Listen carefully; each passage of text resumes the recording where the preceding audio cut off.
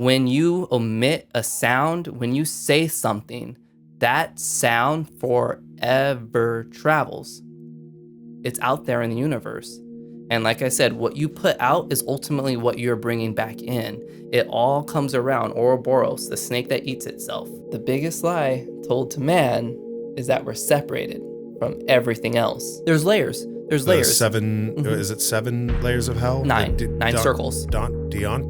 Deontá's Inferno. Is that yours? Was that you? Yeah, I wrote Deontá's Inferno. Hi, everybody. Now, are you comfortable enough to go on the record and say that you've never sacrificed a lamb for the name of Satan? That I wouldn't like ding anyone for finding a church or being a part of a church. Like, please find what works for you. But just know that there is so much out there, and to know that you can change your opinions and you can change your beliefs based on new information. It's a shame to just stop growing. The outcome, the payout is going to be so sweet. And it's not necessarily going to be heaven. It's not necessarily going to be hell. But it's just the knowing that you are here and you're making the world a better place just by being here. That has stopped me from killing myself. Welcome into the Sway Parade. Typically, it is the promenade down the infinite street of peculiar news, country strong stories, and the moistest clips. But as you gathered from that set of introductory clips, this is a different promenade, one that is down the mystical alleyways of alchemy, magic, and Satanism. And back in February of 2023, I had my good friend Michael on, and I set out to answer the impossible question of who is God. And through 2 episodes, I didn't get my answer, but nonetheless, a very insightful and enjoyable conversation with Michael. Deontá, who is the guest in this episode, also found a ton of value in that 2-part series. And then he started to share with me his own beliefs that are in those realms of alchemy, magic with a K, and Satanism. And I thought, well, we gave God some shine with 2 episodes, and that guy's stuff is everywhere. But I really had no idea anything that had to do with the particulars of alchemy, magic with a K, and Satanism. So I invited him to come on and share some of his perspective for those 3 ways of thinking. And my hope is that you're able to walk away from this episode having learned something new. By no means is this conversation a glorified celebration of evil and wickedness. In fact, it is the exact opposite. And so coming into this with whatever your beliefs may be, you may be in the same camp that I was before I had this conversation of not really knowing anything about alchemy, magic with a K, or Satanism. So I hope that you enjoy this conversation I had with Deontá and maybe learn a thing or two, broaden your horizons of how you make sense of our world. So without further ado, let's get on with the conversation. Deontá, welcome to the show. Now, you are here, I am here in this undisclosed location. This is not the standard Sway Parade Country Strong studio, mainly just for logistics, making it easier. You live pretty far away. But from what I understand, you had listened to Michael's 2 parts of Who is God way back when, whatever episodes they were, they're out there. And you're like, that's a crock of shit. We need the other guy to get some shine. I'm close, right? Well, I wouldn't say a crock of shit. That episode was phenomenal. And there's so much information that you touch on and that Michael touches on. But the topic that you guys decided to talk about is a Herculean topic. And I feel like it'd be a misjustice to only do 1 episode and to not look at the other side of things. Right.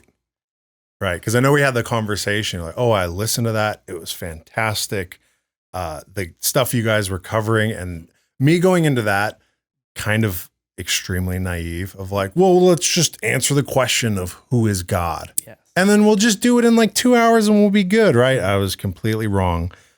But in our conversations about it, and you kind of breaking down like what Michael and I were talking about, you started to go into your belief system and kind of what you believe. Yes, totally. So I'd like to say it's a work in progress. Mm-hmm. That like all things with art and in art, it's nothing you perfect. It's something that you're continually practicing. Now, I grew up heavily Christian. Off camera, I asked you ever been to a black church. Hallelujah. It feels like the hottest day of the year. It's very appropriate of what we're going to be talking about because some would say that we're closer to them downstairs. Oh, right yeah. now. We're definitely going to be speaking of unholy things. So basically to start and to try to get all this information across without taking up all of your lovely time. Long story short, I grew up in a non-denomination Christian church. My mother actually had her own church that she would go to. That was the black church. Hey. But my church, New Beginnings Christian Center, was it was Mexican, Hispanic, and English speaking. And I was a part of that church, part of the worship team, learned how to play music, learned how to converse with God, learned so much about the Bible and all of the many stories that are in the Bible. I was a part of this congregation from around, I'd say, 13 years old to about 19 years old. Mm-hmm. So a good chunk of my adolescence and my developmental years were being shaped and guided by these people. Now, I had my come to Jesus moment, so to speak, was when I was 18, started getting tattoos, started asking questions, started just wanting more than the basic answer. And I've always been hungry for knowledge. I've always been very, very what's a good word I'm looking for? The gears just don't stop turning. And so Right. once I start Constantly thinking, curious, yes, Just- precisely. undying curiosity. Captain of the, or I should say president of the philosophy team at my high school. Nice. Did AP honors English, AP honors history. So when it came to reading and being book smart, I was already there. And I wanted what was happening in my personal life to mirror what was happening in my religious life, Mm-hmm. because I felt a pattern at my church of to be frank, just no one answering my fucking question. Can I cuss on here? Yeah, of Okay. course. And the church is the people. I mean, people are great. A person is great. People are stupid. And when it comes to the Beautifully church, said. the church is a system. It's an institution. It's a business. And what do business do? Businesses make money. Tax-free money. Tax-free money. So regardless of how I felt and regardless of the questions I had, I never was given a full answer. Mm. And it was more seen as blasphemous. Why would I be asking these questions? Why can't I just trust the word of God? But you can't just say this one book is truth and not take everything else into consideration. Right. And so that's, enter the Apocrypha. Are you familiar with this word, the Apocrypha? No, I'm coming into this so blind. Okay. So blind. So I ultimately left the church when I discovered the Apocrypha, and the Apocrypha are all the stories that have been omitted from the Bible. And one of my favorite examples is Adam and Eve. Before Adam, before Eve, there was someone else, and that person is named Lilith. Now, Lilith was made of the same stuff, the same star dust that Adam was made from.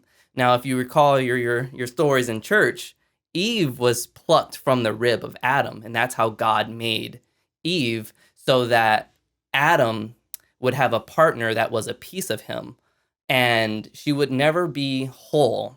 And I can go back to that. But let's get back to Lilith, because the story of Lilith, when God made Adam, he made an equal.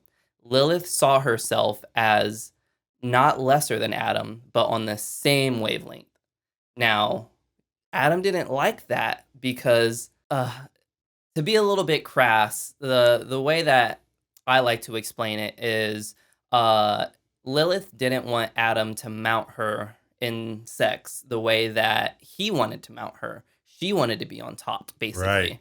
So ultimately, long story short, God cast Lilith out of the Garden of Eden, and Lilith has a very, very fruitful life outside the Garden of Eden. You know, was it Gabriel? One of the archangels. They produce a whole myriad of demons and children. But that's a whole nother story. And I definitely would love to say that anything that I talk about today, I encourage people to go and find those stories. Right. Don't just take my word for it. Hunt for that information, because it's out there, and the church is telling you like there's nothing else to be said, but there's so much to be said here.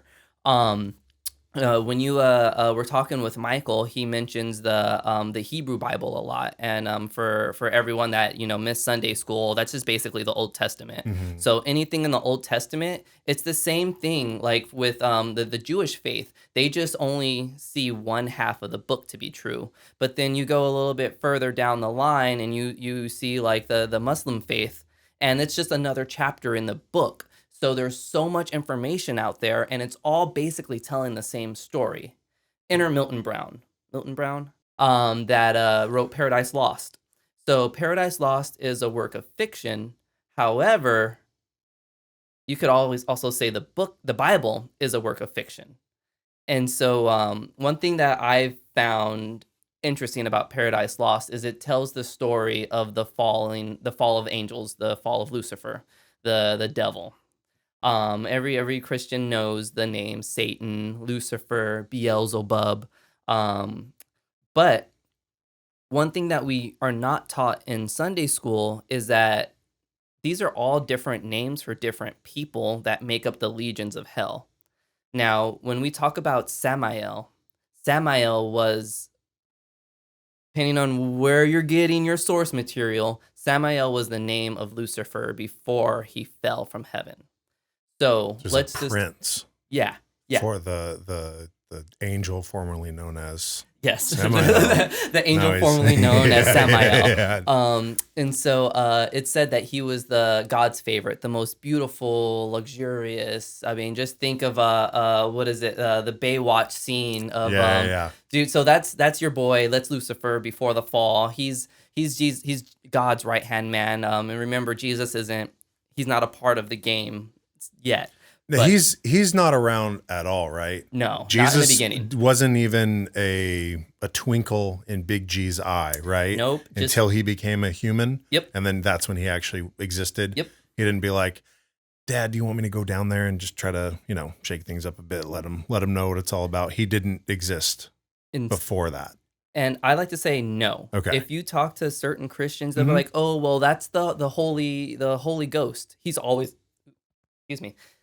He's the Holy Ghost. He's always been around in this form or another. But, dude, I mean, like, we're here on Earth and we can physically say this man existed. That's all I need. I don't need the ethereal, Holy Ghost. Like, no, he hasn't been mentioned in any texts until the birth of Christ. Right. So that's all down, like, the wayside. Don't even consider him a part of the game yet. That happens... what year is it? 2023. So that happened 2023 years ago, when the birth of Jesus Christ happened. That's another thing that we can also touch on, the years and the dates, and why it is important to say BC before Christ and AD after death. I know a lot of historians have moved to Common Era to start. Yeah. But it feels like that muddies what the real shit is. Like, our system of time is based off of this religious fact. Let's not muddy those waters. Let's just say what it is. Well, and there's I believe it's Louis C.K., and it's like you can't just go on Netflix and find it now because he got in a little bit of hot water. But it was one of his Netflix specials, and I'm summarizing and bastardizing this quote, but basically it's 2023 because the Christians won. Yeah. Yep. They won. JC won. Yep. And that's how, everyone, it doesn't matter what your belief is, unless you are in a remote island or deep in the Amazon, you have no idea what the hell is going on outside of your circle. It's 2023. Yep. The Crusades never stopped, in my opinion. Mm-hmm. And so that's just a little food for thought. But I don't want to get off on too much of a tangent because there's a lot of stuff to talk about here. So I want to just barrel into what Satanism is, basically. Yeah, and I have Sway I, the arguably the next level in this never-ending conversation of where did we come from, where are we going, whatever, artificial intelligence. Sway I came up with a question that he's going to lead with, and then we'll just jump into this. Hello, Deontá. Thanks for joining us in this special episode. I consulted with the deeply entwined gospel of the almighty algorithm to address the question, who is Satan? And this is what I was able to come up with. In Christian theology, Satan is traditionally depicted as a fallen angel who rebelled against God and was cast out of heaven. He is considered the personification of evil, often depicted as a tempter who seeks to lead humans away from God and into sin. The name Satan comes from a Hebrew word meaning adversary or accuser. In the context of Satanism, the figure of Satan varies, greatly depending on the specific belief system.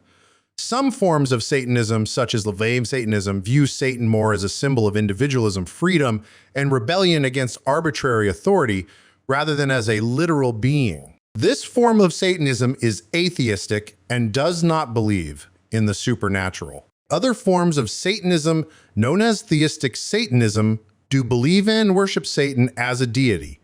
However, their interpretations of Satan can differ greatly from the traditional Christian conception. They may view him as a liberator or as a symbol of knowledge and personal power. I understand that this is a simplified explanation, and there's considerable variation and nuance within these belief systems. Thus, I would like to ask you your first question. After this, I will simply be listening and learning from your own human experiences. Who is Satan to you? Well, Satan's my neighbor. What a fucking algorithmic mouthful. How is that like a, thank you, Sway I. How is that a top-down view? It's like, I'm almost sitting here like having flashbacks to the who is God conversation of like, fuck, I'm in deep. It's a deep subject, and it's a very touchy subject depending on who you talk to, which is why I found most of my studies are independent. It's really hard to talk to people about this topic, and much less find information that's not misconstrued. So I want to just speak a little bit more about my how Satanism is, how I personally view Satanism. Right. So the AI mentioned Anton LaVey. Any of you guys listening out there, if you don't know this name, that's a name that you might want to do a little quick Google search for. But Anton LaVey wrote the Necronomicon, or like whatever the main published Necronomicon is, the Book of the Dead, and is a Neo-Satanism. And he basically was the father of Neo-Satanism. And the AI kind of mixed a couple of things, a little jazz riff in there. But the way that I've always understood Neo-Satanism is you see yourself first and foremost as God. You are your own vessel, similar to what the Christian church likes to say, like your body is a temple, but your body isn't just the temple, it's housing God inside of you. So you have God inside of you, I have God inside of me. And it's all about understanding the power that we have specifically within ourselves. It's just free will, right? It's free will. It's what he gave us, right? It's free will. So when the Christian church was established, well, I should say the Catholic Church, when the Catholic Church was established, it basically decided that there needed to be a middleman. There needed to be someone, a buffer person between the everyday Joe and God. You know, cue in the Pope. That's when the Pope comes in, and that's when all of these other shenanigans start happening, when the church as an institution puts itself in between man and God and says, no, no, no, the only way for you to reach enlightenment, the only way for you to get to nirvana is through this strict structure. They're fancy talking booths. They're fancy where talking you booths. share your secrets. And you pay them money. Satanism isn't necessarily worshiping the devil. It's not worshiping Satan or Lucifer, but it's worshiping yourself and seeing yourself as that figurehead. You are the pinnacle of the church. And one of the things that I keep with me is my my Almeric symbol, and we'll get to alchemy soon. Yeah, because I know that's mixed. So the conversation, how this kind of came up, is you started to explain alchemy to me. And that word to me was like, so you try to make gold out of things. And then I referenced that one EDM song that I had listened to in college. And yeah. And I listened to it last night to prepare for this. Nice. And that was it. And then the same thing with Satanism. Because I left my faith that I grew up with, that I was indoctrinated with, long time ago. I would say, because you said, you know, around 18, you started to get tattoos, you started to question, and you were frustrated with like, why can't you just give me an answer? Don't just say, well, because it's God's will. Yeah. So it might have even been before that for me. And so my knowledge on this stuff is like Satan. It's like, okay, yeah, he's a character in South Park. Like, that's one reference you can think of. He's just like this dude that's down below and is inherently evil and just wants to cause a stir, and it's just not a good dude. And when you hear, or when I hear devil worshipers, Satanists, things like that, the initial thought, which is why I'm really glad we're having this conversation, is like, oh, anarchists, people that just want to spread evil and hate and all of that. You changed my perspective, because when you started talking about it, I was like, this is new information to me. I'm not tied to any religious institution. I'm as middle and moderate as you can get. Give me both sides of the coin. I mean, if we need to set up a boxing match with you and Michael to determine, fuck it, we'll do it. So when I heard that, it's like, I had already known you for quite some time. We've known each other for about a year now. We work in close proximity. We have a friendship. And by no means of like my preconceived notion of what a Satanist is, I was like, I don't think this guy is like, you're not showing up in a bunch of mascara and then kill just some babies. I only listen to black metal. Yeah. Like you kind of flipped it on its head. Now that came to be expected. I don't paint with that broad of a stroke of like, oh, you're a Satanist, like what you like to light fires and pentagrams and all that shit. I want to lean into that a little bit though. Like just that misconception I feel it's proliferated by a man named Aleister Crowley. Now, he's a huge name in the magic world, and anyone that's even remotely tangentially interested in magic or alchemy or religion, his name's going to come up. Now, he gives Satanists a bad name. He's more chaos magic. Now, those are the anarchists. Those are the people that are setting fires. Those are the people that are manipulating for their own ego. They're trying to get any and everything out of everyone. And they are not to be trusted. Those are the snakes in the grass that you need to look out for. However, it completely derailed the Satanist movement, and Satanists really needed to like shake everything that society basically is, you know, saying. You know, I mean, we all know like the Manson murders with I'm listening to a book about it right now, so I'm learning about it. And then everything with Son of Sam D is another name. I think it's the Haitian name for the devil. And so there's a lot of you know, the Satanic Panic that was really that really messed up a lot of stuff that was happening for a lot of people that were even remotely in the realm of magic, of paganism, of alchemy.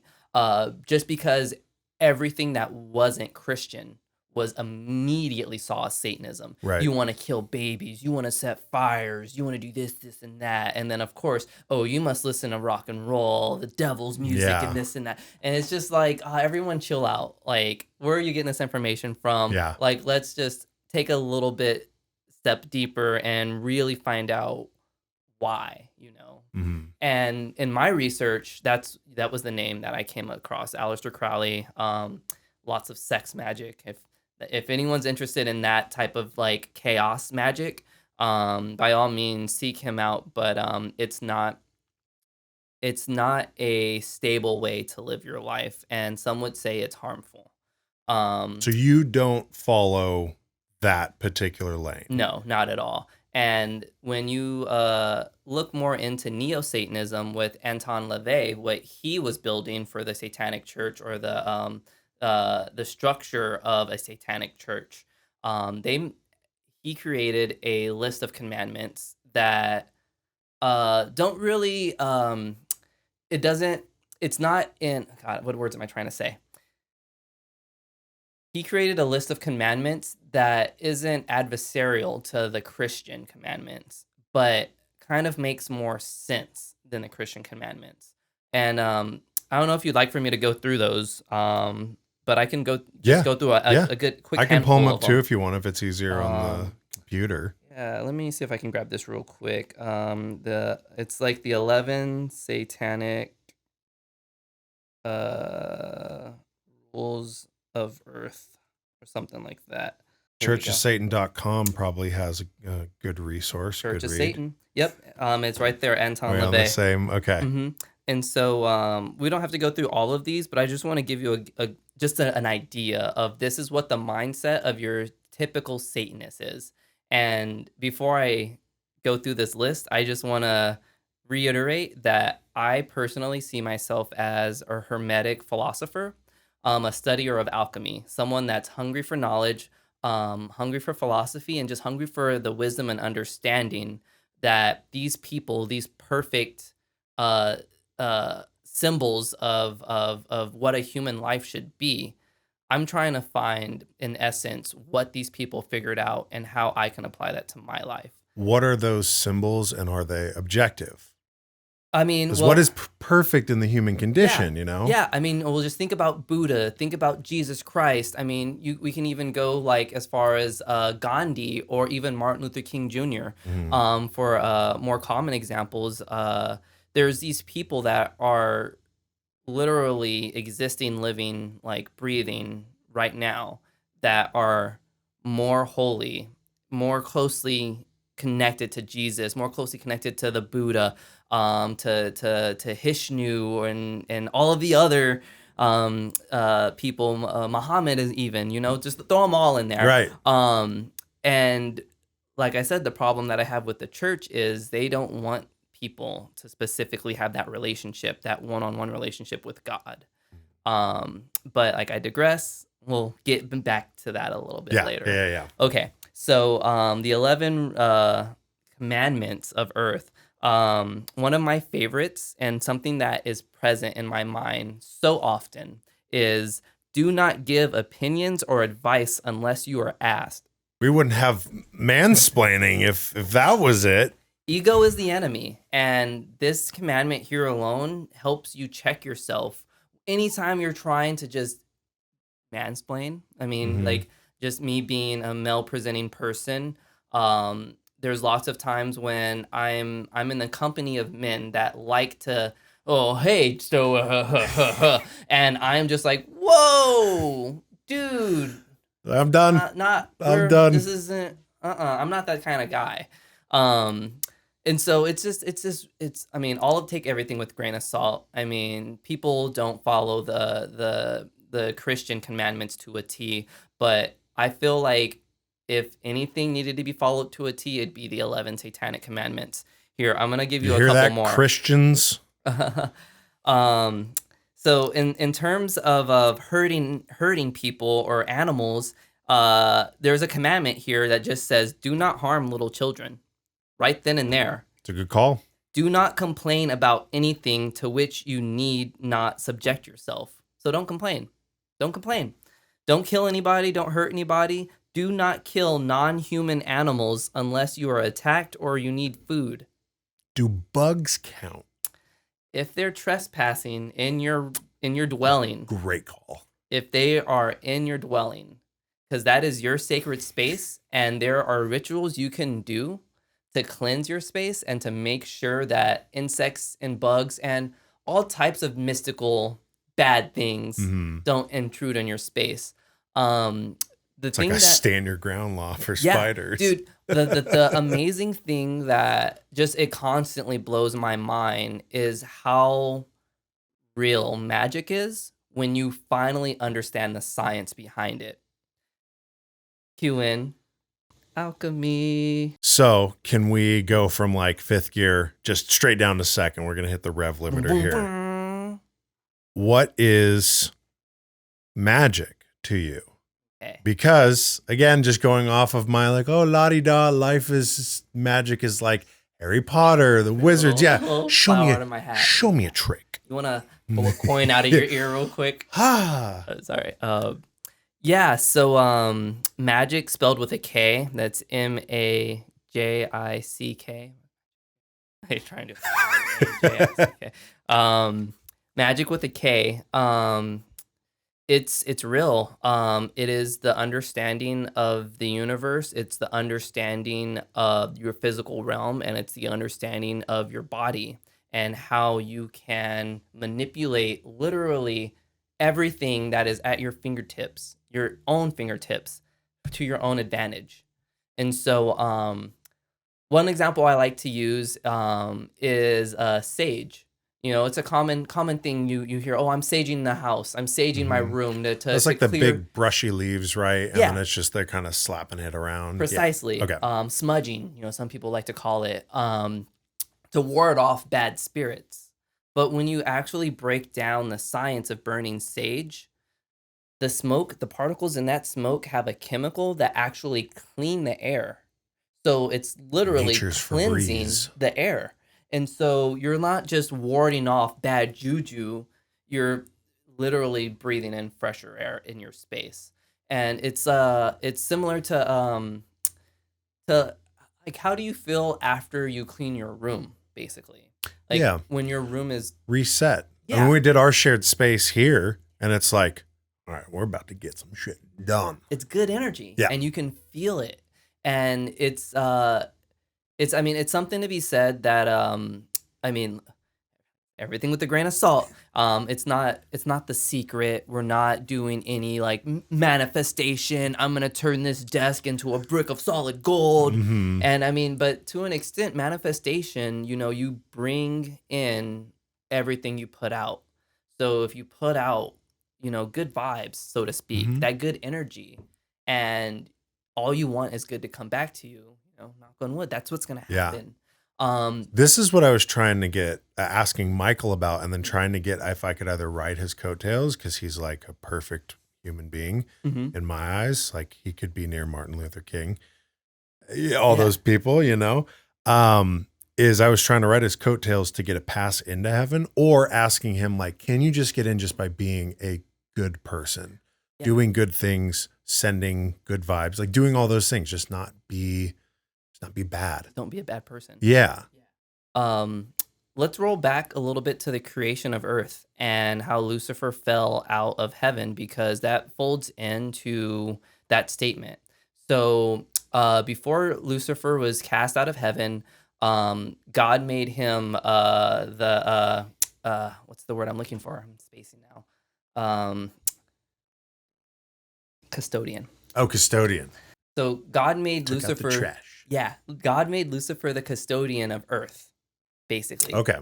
And so, everyone, please, if you haven't dug into Paradise Lost, please dig into Paradise Lost. It's an amazing tale.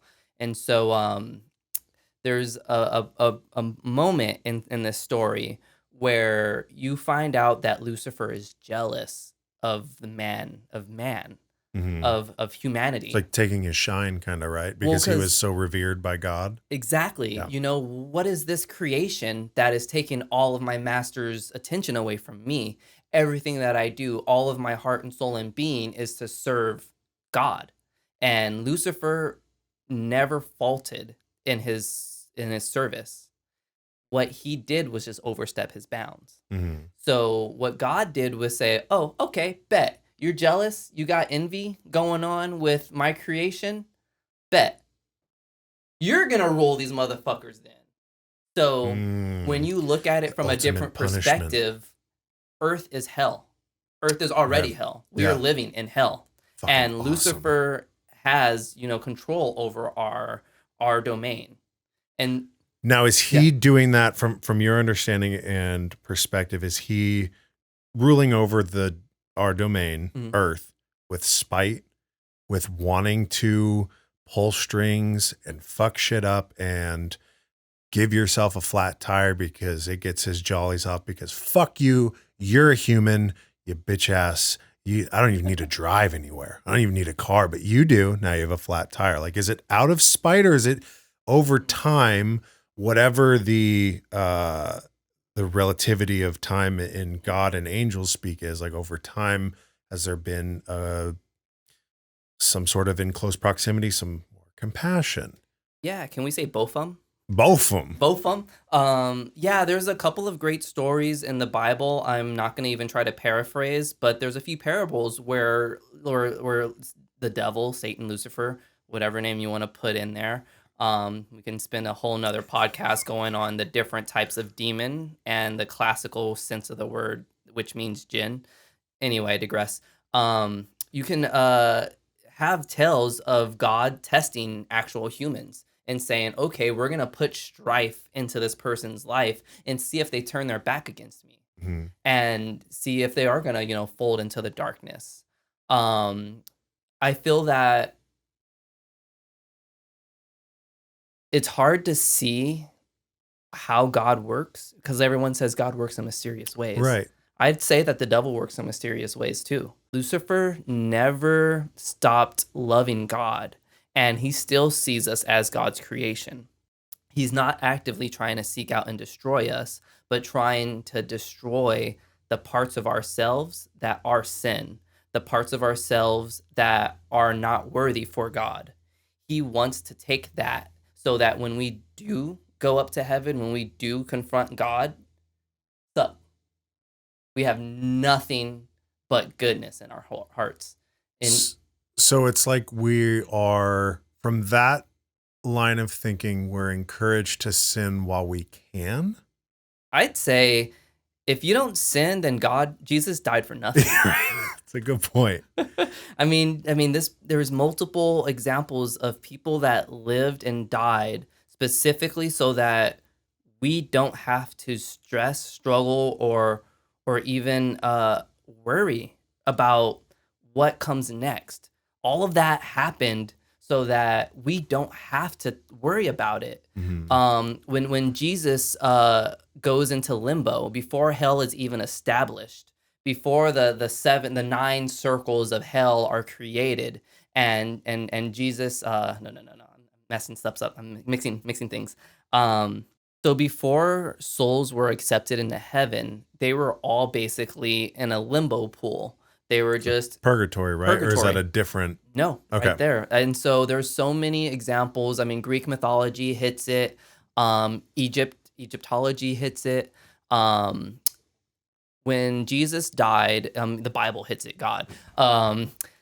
When Jesus died, he just wasn't dead for 3 days, or 2 days. He died on Good Friday, and then rose that Sunday. He was popping off during that time he wasn't on earth. So shit was going down on the heavenly front while Jesus was, on earth. And so when Jesus died, he basically went to hell, the gates of hell, where purgatory is, and said, okay, all of these lost souls, all of these souls that have sinned, I'm now reclaiming. You guys are coming with me because, before there was me, there was no one here to die for your sins. And there's a lot to be said about sin, specifically that word and where the birth of sin comes from. How does sin enter the world? Well, going back to how demons are jinn. It's just the same word for an entity that is not an angel and not a human. So any type of being that interacts with us on earth or interacts with us in the ethereal realm are considered demons or jinn. Now, that the etymology of the word jinn comes from genius, from your thoughts, from your ego. Lucifer's ego is what birthed sin. Sin came straight from Lucifer. And sin is, you can imagine it as a sexy woman that is just naked in front of you, tempting you. That won't happen, Mrs. Sway. It can't get to me. It ain't happening. It's everything that is tempting, everything that you wish for, that you didn't know that you wished for, that you wanted. It was everything that Lucifer didn't even realize he had in him. And man, we could do so many different podcasts. There's just so much information to get into. God, you're on the clock. You have to persuade at least, I don't know, 20 people. I need to convert how many people to Satan? No. But I mean, just please look into the stories because they're so rich and they're not being told anymore. Like the creation of sin is something that should be the first thing that pastors tell people and how to avoid it. And for me, my base of understanding comes through history. How did this come to be? So I can understand and apply it to my life, which is why I love looking at maps. I love looking at timelines, and I love trying to place things into these timelines. And when you get into like ancient Greece and ancient Egypt, shit gets really weird. And I love it because there's so much that's not being talked about in terms of the mythology of humanity. Like, how did we get here? Like, we didn't start 2023 years ago, or however, whatever fucking year it is right now. Like humanity has been kicking shit off for a while. Like when you think about, we live closer to the time of Julius Caesar than Julius Caesar lived to the creation of the pyramids. Does that make sense? Right. Yeah. So let's say like roughly like 400, 300 BC, stuff's popping off in Egypt. You got Mark Antony, Cleopatra, all of that jazz. 10,000 years earlier, the pyramids were still doing shit. There was stuff that was still popping off. So not even 3,000 years into our current time, we're trying to dictate our history without even taking into account the first 10,000 years, everything that led us to this. And I just keep it present while you're diving into spirit, while you're diving into religion and any type of self-improvement. One of my favorite quotes is from Chuck Plotnick. He wrote Fight Club. Okay. He says, they misquoted in the movie. He says, self-improvement is masturbation. Now self-destruction is the answer. Now let's break that down. Lucifer wants you to destroy the parts of yourself that aren't right for God. And the whole thing about Satanism is seeing yourself as God. So you don't want any bacteria, you don't want any viruses in your body. You flush that shit out. Well, when it comes to viruses of the mind, the ego is one of the worst viruses, and that shit needs to be put in check. A lot of us out here thinking our shit don't stink, when we're literally stinking up the whole place. When you see yourself not only as a spiritual vessel, but you are just one part of a greater whole, it really changes your perspective. It changes how you treat other people. It changes how you treat yourself. I personally, just growing up a mixed race person, I've never really been black enough for my black family, never really been white enough for my white family. I've always found a hard time finding where I fit in. I've continue to battle, and will probably always battle with suicide until the end of my days. But I'm learning how to love myself only by understanding what these teachings are saying. Mhm. And it's not something that the church can tell you because it's going against all of the church's beliefs. At the end of the day, they just want to make sure that they have butts in chairs and money in those pots. I feel that you don't need that system, that structure to be spiritual. Mhm. You don't need that system or structure to find God, to find the God in yourself, and to see yourself as that ultimate being, because we all are. Do you need to be spiritual?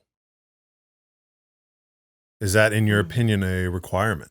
I'd say that people shouldn't be religious; they should be spiritual. Just be in tune. I feel that every person, to some extent, is spiritual, even if they're not thinking about it actively. Right. But what my teachings and learning is like telling me is that you are hoping to get to that point. It's not just oh well, I read my Bible today. Right.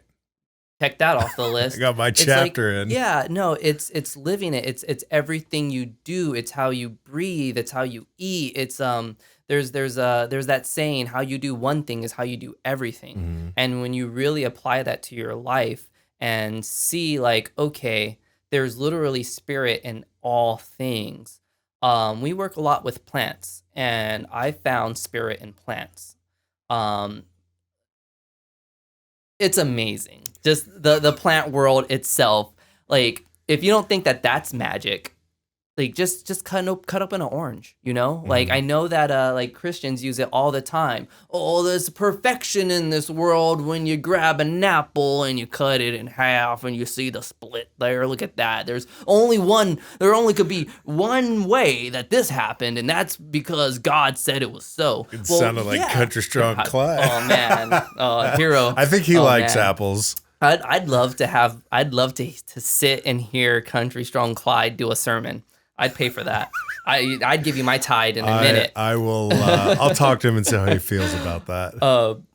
But I feel like I'm getting off the rails here. Do you want to? I don't think there are rails in a conversation like this, and that's not a bad thing. Okay. Because I think at this point where a viewer or a listener might be at, because I guess I didn't ask this question for clarification, but you've mentioned Satanism, you've mentioned alchemism, hermeticism, Yes. and magicism. Yes. So, and you consider yourself a hermetic philosopher. Hermetic philosopher, but not a Satanist?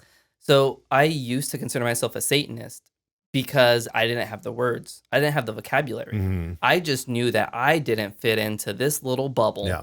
And everything that mainstream religion was telling me is that I was a Satanist. Mm-hmm. Oh, well, I'm not an anarchist. I'm not an atheist. I believe in spirit. I believe in something greater than myself. And I don't just want to burn everything down. I firmly believe in build, destroy, rebuild. And if something's not broken, then you don't need to fix it. But also, our society, our culture, our world is broken. Mm-hmm. It's time for us to start rebuilding it. And we really need to shake off all of the lies and bullshit that we've been indoctrinated into to believing as truth, when there's so much out there that's telling you, no, there's way much more. Don't you wanna just take a peek? Aren't you interested in just in lifting the veil a little bit to know that you don't just have to conform to these strict code of rules? Like, and I don't want to bad talk the church too much. I feel like I've already done enough of that. But like, there's a lot of hard feelings just because of how I felt like the trajectory of my life shifting only after I left the church. Mm-hmm. And it's sad because I know that like it's a great system, it's a great structure, and people need that structure, but it's not for everyone. And if people, Christians mostly, just listened more than they spoke, they wouldn't feel the same way about Satanism, nor would I still believe that it would be called Satanism. I think that word, that phrase, should just be... Well, just Satan as a root word. There's something as it rolls off the tongue. Satan. Like you're just like speaking like parcel. Like, right? Satan. It's bad. Like it It's just almost- sounds, I don't want to call it a dirty word, but like you understand what I'm saying. It's just Yeah. like Satan. And then just what society has been conditioned. That word is almost like your hair in your ears just kind of vibrates and a little Word. different. It's just like, Yeah. well, what did you say? Yeah, it's very staccato. People will use it as a trigger word, almost like through the pandemic, everything was so divisive, and you heard these trigger words, these buzzwords that like mainstream media and religion would just throw at you to induce fear. Oh well, if you're gonna do that, then you're going to hell. Mm-hmm. Oh, that's what the Satan likes. You like this, that? Oh no, heavens be. Yeah, no, we need to throw that shit away. That frame of thinking needs to go far, far away because we can't grow until we open ourselves up to the possibilities. Mm-hmm. There's a great quote that I learned through. Wait, here, let me check my notes real quick because I want to tie this into the bigger discussion. Just basically how I like found what like alchemy and how it's switched gears in my mind to where it's like, no, I'm not a Satanist, I'm an alchemist. Um, I really, really like anime. And anime was a huge part of my life growing up. Like What is it? Full Metal Alchemist? Full Metal Alchemist, Okay. yeah. I was a Toonami kid, watched Dragon Ball Z all the time. And when Full Metal Alchemist came out, um, it addressed a few different things that were already on the tip of my tongue. Mhm. It was already there, present in my mind. And for any of you guys that have never watched Full Metal Alchemist, it's a phenomenal show. There's two different versions of the show. They kind of did the Game of Thrones thing where they made the show before the books were done. It's a manga. Right. Okay. Yeah. But what they fixed their mistake by going back and making the show to follow the way that the true story ends. Phenomenal tale. No spoilers here, but the main bads throughout the show are based off of the 7 deadly sins. And everyone listening hopefully knows what those are. You got your gluttony, your lust, your envy. And so all of these terms, these buzzwords, these sins, these satanic sins that are so hardwired into our brains that when we hear them, we either think, oh, or it's like either shock or intrigue. Right. And for me, it was intrigue. And God, I love that show. It's a phenomenal show. It has nothing to do with Hermeticism. It touches little bits of this. So that's not a source by any means, but it's a great story for anybody that's interested. Anime opened the door to alchemy. And when I found out, like, oh, well, shit, this is just magic and science put together. This is the science of magic. And it's everything I've been looking for. I found out that there were so many prominent people in our lives that contributed to our modern day society that were alchemists, like the Curies. You know, we have penicillin. Is that the Curies? Madame and Pierre and Mark. Well, I don't. Let's cut that. I don't remember their names. It's the Curies. They You're so much well versed in history than I am with those sorts of things. At the turn of the 19th century, they basically found medicine, like sterilization. Okay. And so we sterilized stuff because of these scientists that were also alchemists. Isaac Newton, alchemist. There's a history of people who wouldn't put it on their business card because, that's too close to Satan. Right. That's too close to Satanism. Right. And they had day lives that they needed to, gotta bring home the food and bring home the bread. Make you can't, face. And, yeah. They're not rock stars with looking like Alice Cooper over here, like biting off the bats of heads on stage. Like, no, they're actually practical people that are doing great work and they're contributing to society. They're, opus magnum, their life work is for the betterment of humanity. And that's ultimately what alchemy sets out to do. It's to understand the synchronicities in life. There's a quote I'm gonna read to you here. Everything is connected to everything. Knowledge is understanding the interconnection of all things. Wisdom is living in harmony and union with nature. And so, going back to ego, our ego tells us we are separate. Ego is the enemy. It is a lie. It is sin. And like I said, sin was birthed from Lucifer's ego. Mm-hmm. So everything's going to revert back to that. And when you're trying to better yourself in a satanic sense, be better for the whole world, you have to first check yourself and make sure that, hey, I am me and me are we and we are all together. You know, like everything is interconnected. And so what the greatest lie ever told is that that humans are disconnected from everything else. Mm-hmm. That you personally don't affect anyone except yourself. Right. Whereas when you look at the mycelium, you get into to mushrooms and stuff, you really get to understand how everything is connected. It's a butterfly effect too. It really is. Yep. It really is. And when you can accept that you and I are the same, that we are one in solar consciousness, we are made from the same star stuff. It's liberating. It is just, you really, like I said, start to understand the power that you have inside yourself, because you're not alone. For one, you're never alone, because everyone who is anyone is connected to you, and they're never going anywhere. Like people that have passed away, people that aren't even in your life yet. Mm-hmm. Like it's all. Are you familiar with Ouroboros? That term Ouroboros. Is that a drink? Oh God. Coming soon. It's that snake juice. It's basically the symbol of the snake eating itself. So you've seen it you've seen it before. That's not the medical snakes intertwined, right? We can get to that. No. But that's related, kind of, sort of? That's from Hermes Trismegistus, the godfather of alchemy, and where we get the words Hermetic philosophy.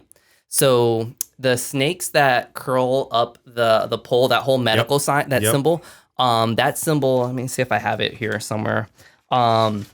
That symbol is derived from Hermetic philosophy. Now, Hermes Trismegistus, so this motherfucker over here in Egypt, in Egyptology, he's the one that discovered the book of Thoth, the book of the dead.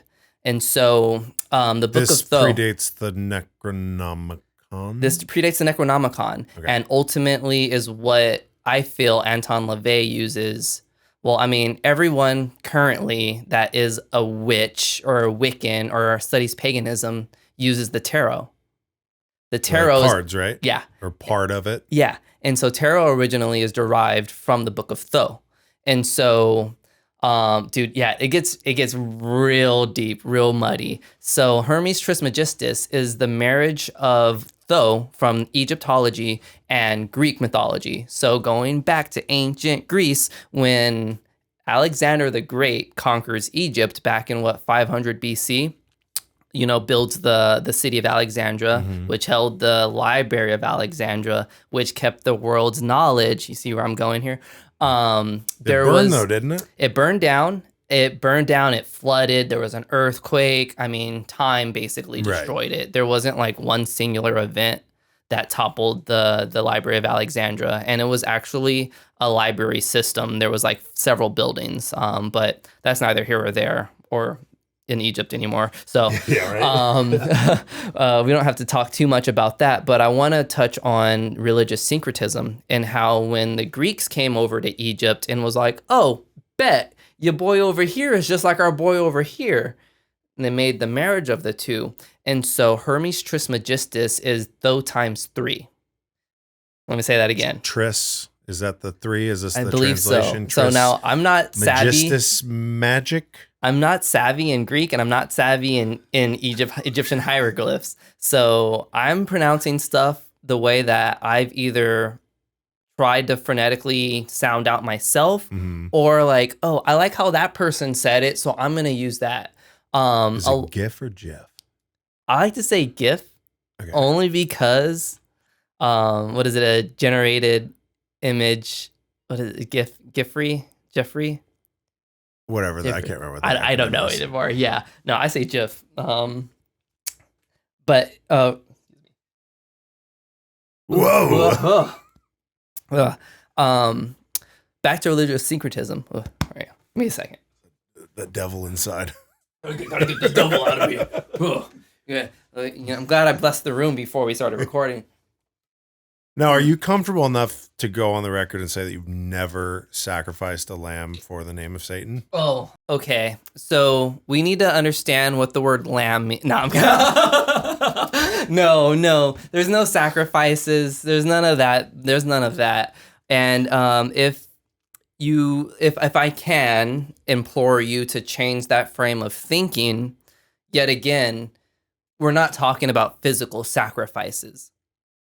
Sacrifice up whatever is your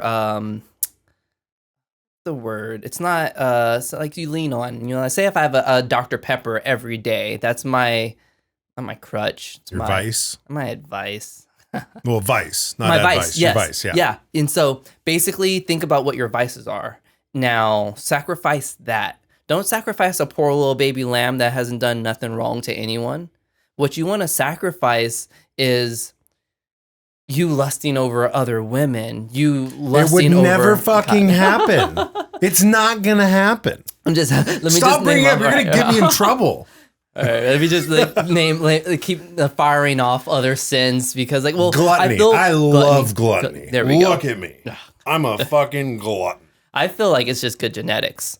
I kind of got the short end of the stick. Let me tell you, this ain't good. Wait, you should stand up for the camera just to show people the size difference between them. It's just my head's gonna get cut off. If what I'd give for a few more inches. I'm fitting out of respect. But like going back to sacrifice, just think of it more in terms of not something so literal. The Bible takes things, it's either so literal that it's like, all right, come on, that's not even reasonable, or it's like, oh, you just gotta interpret it the way that you feel. It's right. Like, no, like when you look at the Bible, at the Christian Bible, and you start nitpicking, okay, this is truth, this isn't, this is truth, this isn't, then I don't see why you can't include all of the Apocrypha and all of the other spiritual texts that are out there and say, okay, this is the picture of humanity. This is the picture of spirituality, and this is how these perfect humans lived this perfect life, whatever that means. Mm-hmm. Because Jesus only lived to 32? If we lived like just how Jesus was, there'd be nobody in their mid-40s right now. Mm-hmm. So that's neither here nor there. Does that make sense? Like you don't sacrifice small children or animals. Yeah. You sacrifice those bits of yourself that you're willing to get rid of, those parts of yourself that you need to get rid of, to shed, to make yourself a better person, to make yourself more holy. So if I can try and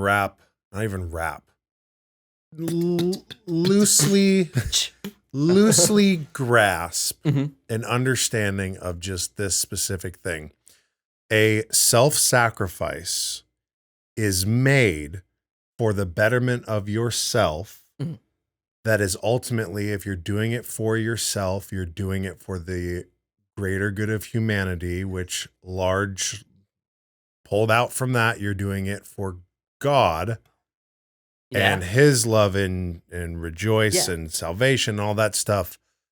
But at some point, the interpretation of that with like the common Christian narrative, and not all of them, but like the common one would be, oh, that is a sacrifice, buzzword, for Satan because you are acting out of your own self-interest, and the buck stops there for some people. Yeah.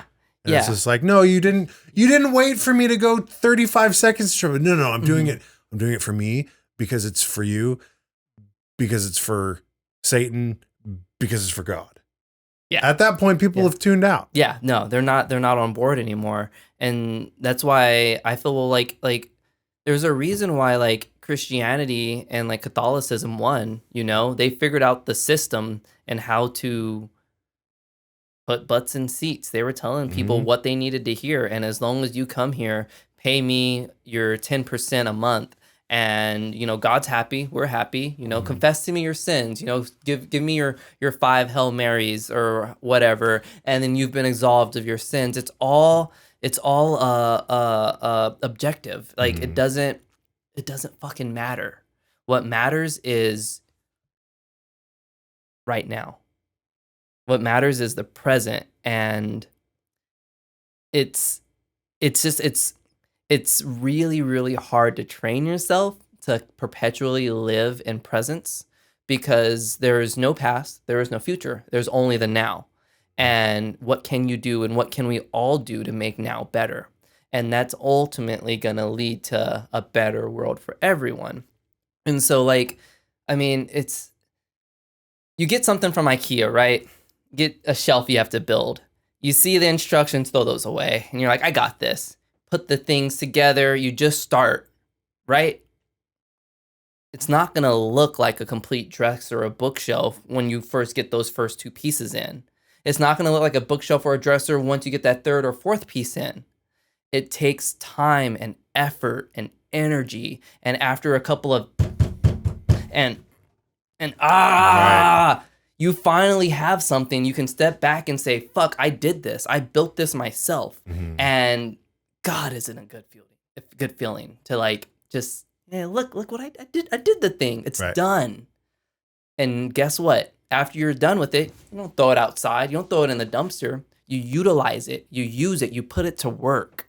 So that's like basically like what I'm trying to get at is that like it's work. It's consistent work, and it's relentless, but the outcome, the payout is going to be so sweet.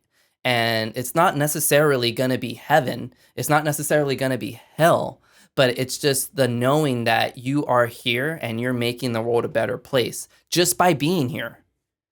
That has stopped me from killing myself. That thought there, just the understanding that just being is good. And you don't have to cure world hunger. You don't have to be a serial killer. You can just be, you know, opposite ends of the spectrum. You don't have to do anything but be, and just make sure that you're living for your truth.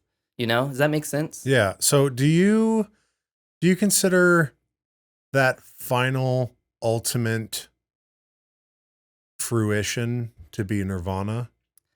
Because humans like to get credit for what they do. You build this shelf from IKEA and you're like, yeah, motherfucker, I did this without a power drill. I was hammering away at the nails. I was doing hand screws, like this shit. Like I did it. I owned it. Look at this. And then it's like, recognize me, validate me, show with legitimate feeling, show that you are proud of me.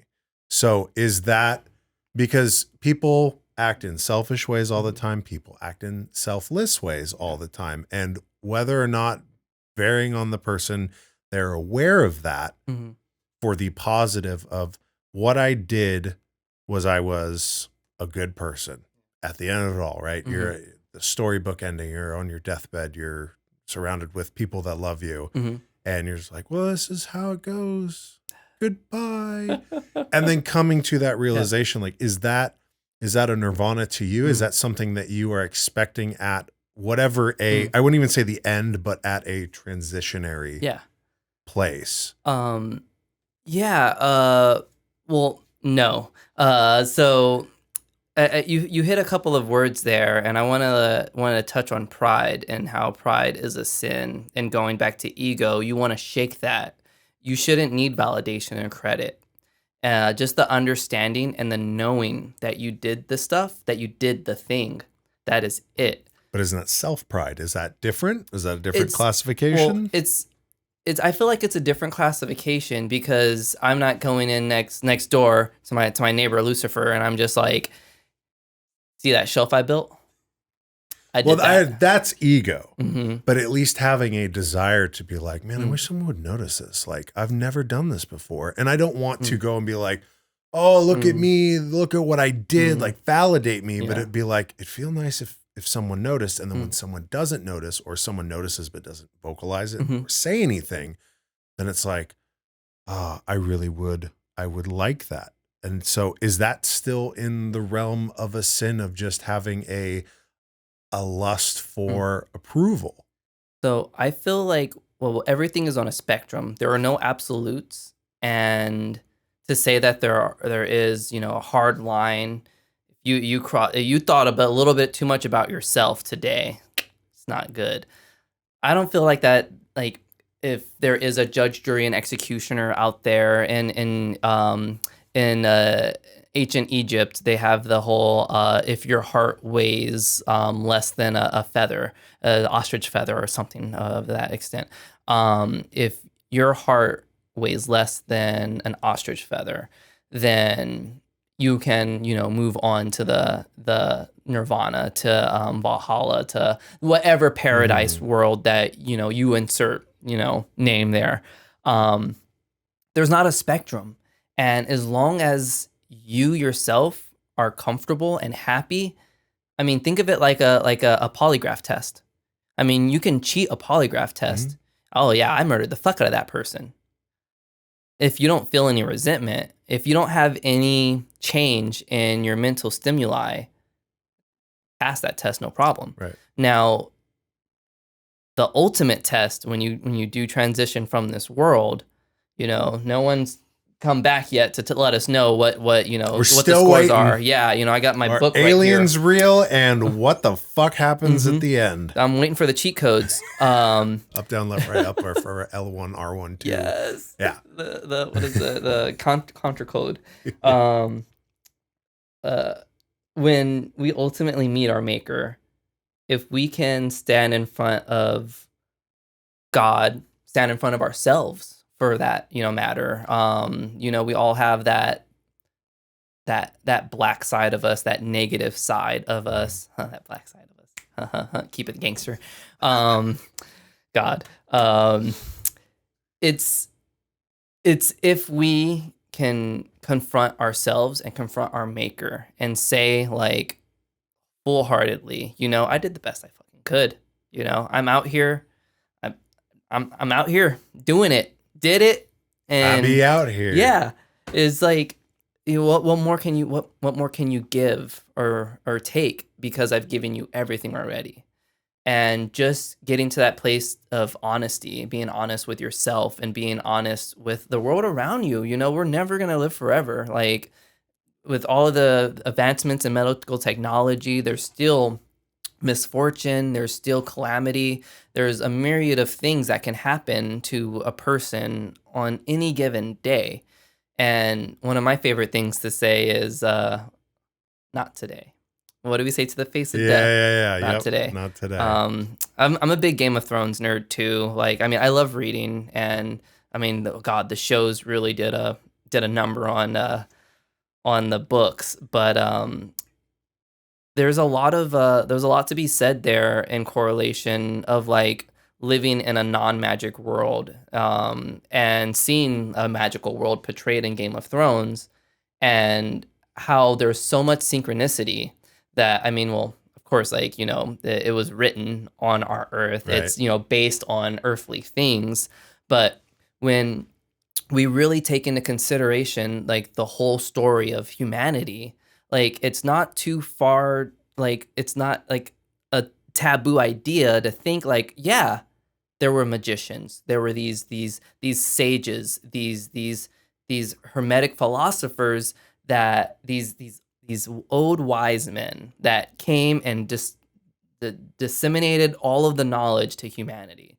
I mean, well, then in Egypt, there's the tale of Osiris and Isis, and how Osiris is the being that gives humanity the tools to harvest wheat, to begin agriculture. And so when we start looking at how these systems of ancient people were living and try applying it to our lives, I mean, this is a little bit of a difference from, wagon and buggy times. But with that being said, like, I don't have to drive like a complete asshole on the road to make it seem like for one, where I'm going is more important than everyone else. And two, that there's no one else around me that matters.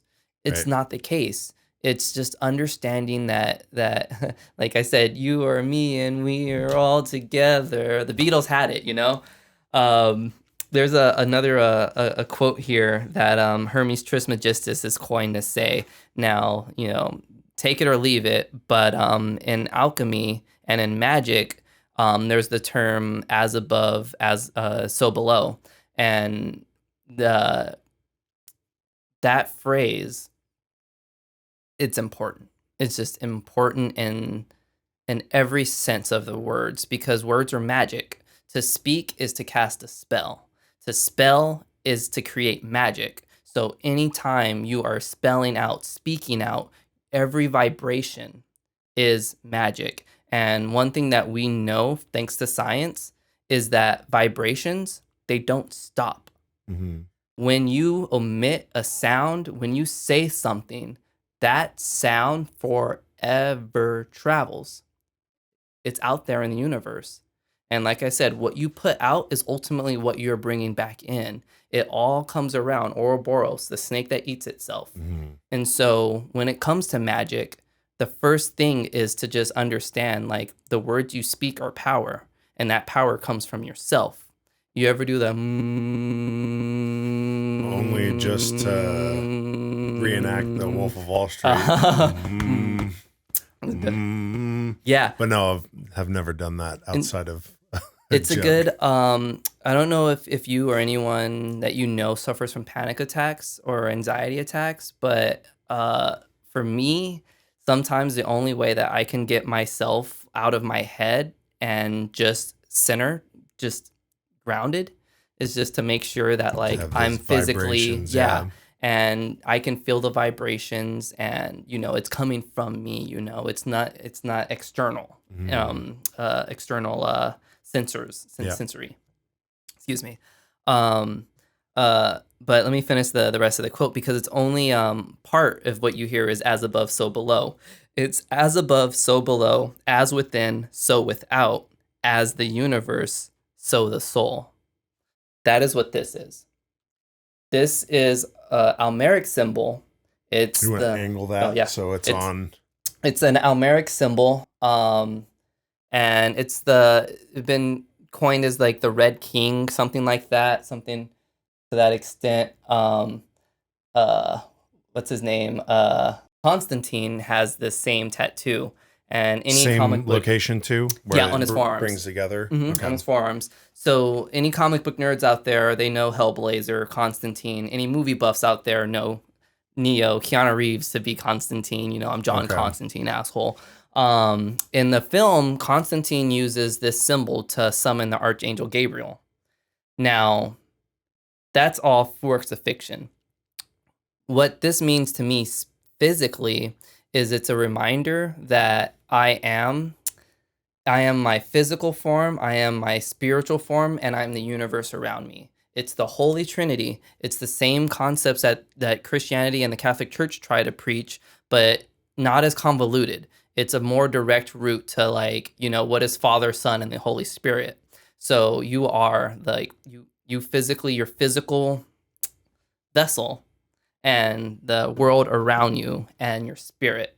It's all one. It's all one together. And what the Red King in alchemy is, it's the perfect marriage of sulfur and mercury. And with that, it's supposed to create the perfect being. And so some would say that, like, it's what we are made of. Like, as humanity is, like, God took sulfur and a little bit of mercury, and that's like what formed man.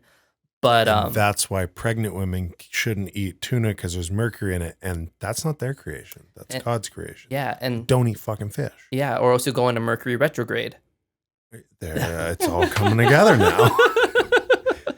Oh It's God. all been right in front of us the Yeah. whole time. Oh no. So let me ask you this with the joining together on the forearms. Why separate them? Why have them separate? Is there more to that? What is up is down, is inside is outside. I've only heard this quote once, so No, that's an excellent question, and actually, like, no one's ever asked about the separation of the sign. to you personally? Yeah, to me personally, yeah. Why? It's You literally have right. to You go have to put them together. unless you had a pair of tits and someone was like, "Hey, show me how your tattoos come." You're like, what? Like that? Yeah, it's like, Like let's get the girls together for a party. there's clearly a reason that you. This is not a Yeah. typical, unless you're like, "Fuck you, dude." Quote the Beatles again, come together. It's power in shielding yourself. It's power in the motion. There's power in just the ritual of knowing that something is apart that is meant to be together. Okay. It's similarly enough, it's like, well, not similarly enough, but when you think of like penis and vagina, those things aren't together all the time, but they're meant to be together. That makes sense? Yep. And so I guess this is a bad analogy. I don't know if I want to use that analogy. Let's use a different analogy. Cut that, scratch that. It's like give me a good analogy. You got a good analogy. Things that should go together or just belong together. Like belong together but also are separate. Ebony, ivory, live in perfect harmony. Start doing The Robin Big little buddies or whatever the hell it was called. God. Oh wow. All But right. things there are tons of things that belong together. Yeah. Naturally, they are together. And I'd have to argue that it's just understanding that, we, even though we are separated from each other, we're separated from, there's so many divisions in our real world that help us lose sight of what is really important. And it's just, I guess, another reminder of don't let yourself get distracted. Like humanity, like yourself, everyone that's out there in the big wide world, we're all interconnected. We're all one. It's just one big solar consciousness. And so when you hurt yourself, you're hurting me. When I hurt myself, I'm hurting you. And it's just the bigger picture, so to speak. The biggest lie told to man is that we're separated from everything else. We are not separated. And so I guess it's just another reminder that not only we have power in ourselves, but even though we're separate, doesn't mean that we're broken. It's still... Those pieces can still come together. Exactly. Does that make sense? I feel like it's a little bit hard to explain because it's more like ethereal, if that's lack of a better term. Yeah, I think of with this separated connectivity, what I think of is Logic, the rapper, his album Everybody. I don't know if you've heard it. I don't know how well it was received by critics, by audiences, whatever. It really resonated with me because of the arc of the story, where it's not just like, this is a banger, so it's going to be my opening song and this, and it's just, a mixtape of your own work. He does a really good job at crafting an entire story. And with Everybody, how it starts is a guy is walking down the street and he gets hit by a car. He dies. He then meets God. Neil deGrasse Tyson is the one who does the voice.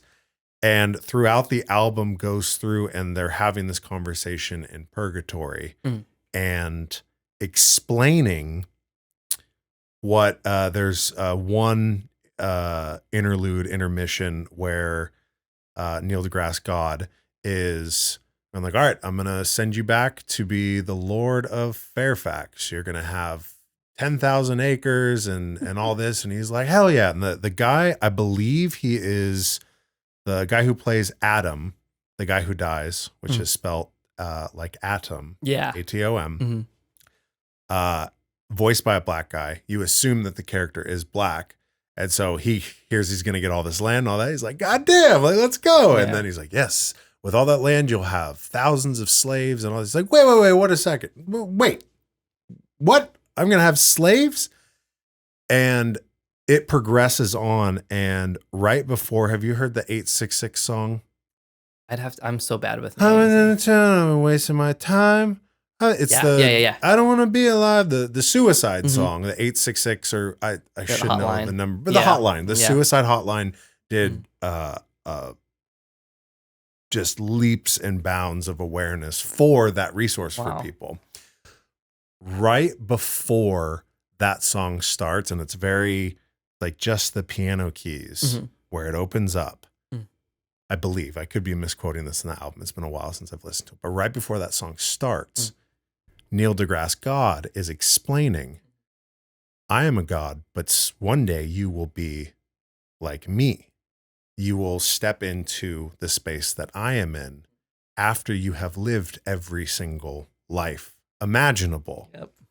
You do your life, you do this property slave owner, you do the fucking Hitler, the big H, you do Gandhi, you do everybody in no chronological order, obviously. Yeah.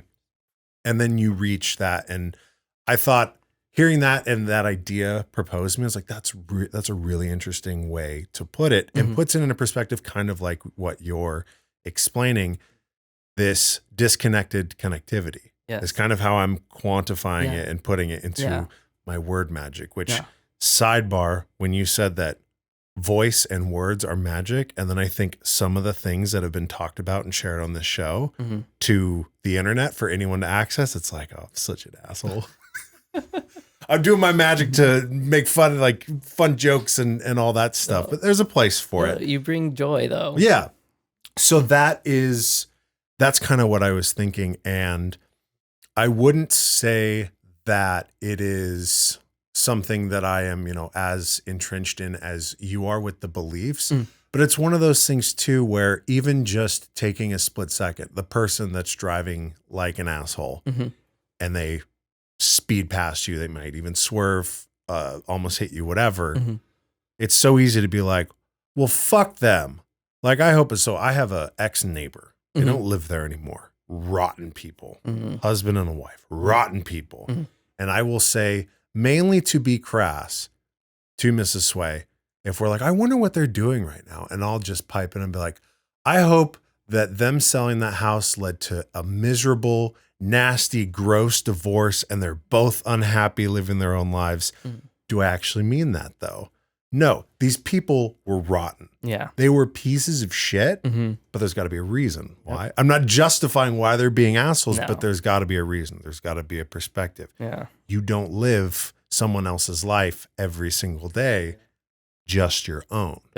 Yep. And so I understand how, from like the perspective of from birth to the day they die, raised Christian, this is my belief system. If you challenge it, that is devil, Satan, Joshua, whatever the fuck you want to call him, if he has so many names, whatever he identifies as for a name, it's that. And you're going to try and take that away from me and not have the ability, because it's acquired. I think for a lot of people, it's acquired to not put yourself literally in that person's shoes, but just acknowledge, I don't know what their life is. I don't know what they go through. Yep. That's a big ask for people. Yeah. Hurt people. Yeah. Now I want to go back to you talking about hell on earth. Yeah. And one of the beliefs is that hell is earth. Yep. We are here. But then you had talked about your Jesus before Easter dinner doing his stuff, but then you had referenced hell as the underworld, as an underworld that was not on earth where Jesus was. So I'm curious. This is stuff I get excited to talk about. I'm curious about because do you believe that Earth is hell. Oh, that yeah. we Oh, are yeah. living in Yeah. hell. And we have different names for everything, though. So, like, me saying hell, don't conflate it with the underworld, and don't conflate it with the city of Dis or purgatory, because these are There's layers, all, right? There's layers. There's The layers. 7 is it 7 layers of hell? Nine circles. Deontá's Inferno. Is that yours? Was that you? Yeah, I wrote Deontá's Inferno. Hi, everybody. Cool, wow. No, Dante. I should do more research on who I'm having on to this fucking show. I got Deontá. Yeah, no, Dante Alighieri, an amazing poet. He's the one that wrote Dante's The Inferno, or The Inferno, and was the first basic depiction of the different layers of hell and how each sin has its own special place in hell. And so, was it Beatrice or someone, his partner? She was dragged through hell. Like, oh, her soul wasn't supposed to be in hell. Dante's like, no, fuck that. I'm getting my woman. And so battles on through hell to ultimately bring the soul of his beloved back. There's a lot in between the lines. So this epic tale, I mean, was written before the Odyssey, before the Iliad, medieval times, yeah, right? Or even before then. Shit, if I know, dude. Like, don't quote me on this stuff. I'm learning like everyone else. But I mean, there's just something to be said that the story talks about so many details of hell that give you a great picture of how other societies and other religions depict hell or the underworld. Mm-hmm. Now, are they one and the same for some people, or they're one and the same for some people? Are you talking them separate? Hell and the underworld are Earth, like, and for all intents and purposes, my belief, Earth is hell, but I'm gonna just refer to hell, like the underworld, as hell, so everyone that's listening can understand. Like, okay, this is what what everyone else thinks to be hell is the underworld. You know, that the hot place where everyone goes. But fucking right now, how hot it was today, dude. But that's even a misconception, because hell's not supposed to be hot. Like, the first few layers of hell are actually frigid.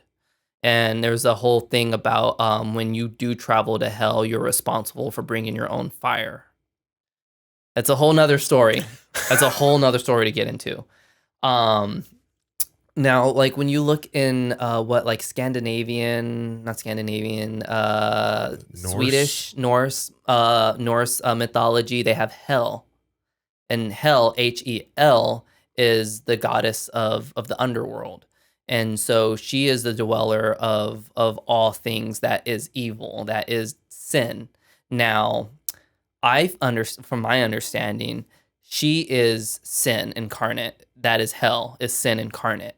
And when Lucifer births sin only has one place to go, and that's down into the darkness, down into the depths. Because what does hurt sin? What is sin like? Sin likes what is the unseen, what is dark, what is these creepy.